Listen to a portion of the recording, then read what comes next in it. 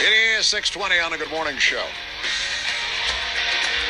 Uncle Sam leaning on the techies out in Silicon Valley to help put the clamps on cyber terrorism.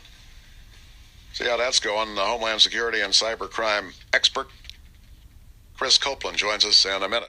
All right, Chris, spend a few minutes here with Chris Copeland, Director of the Institute for Homeland Security and Cybercrime and International Criminal Justice Studies at Tarleton State University in Fort Worth, a Homeland Security and Cybercrime expert on the administration's efforts to get the techies out in Silicon Valley to help battle cybercrime. Chris, good morning. Good morning. Good to have you here. I assume that that those folks in California want to help as much as they can. What heartburn do they have over this idea of helping to ferret out cyber criminals? Well, the heartburn is basically based in trust. The NSA was found to have broken into a couple of these companies, whether legal or illegal. I think that fact is still pending. But these companies have lost a severe amount of trust with the federal government and the Justice Department in protecting consumer rights, as well as, just basically breaching of data. So, that's the major hurdle that these companies have, especially Google. Google is probably the biggest concerned party of all. Well, I can understand some of that, but is there? You're an expert in this area. Is there a way to make this happen, in your view?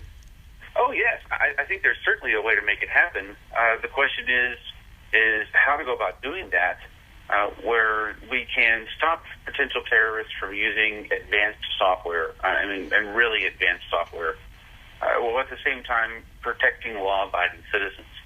And the fact that the tech companies in Silicon Valley have even come to the table to discuss this with the Justice Department and the White House is a huge step forward. Had you asked this of them 2 years ago, or maybe even 3 years ago, this wouldn't be happening. Right. What have you heard about what ISIS and other terrorists are trying to do that strikes you as true? In other words, we heard after the San Bernardino attack, well, they may be talking to each other on what was it? What was the game system? Do you think that's happening? Oh yes, and it's not a matter of thinking; it's a matter of it's absolutely happening. Okay.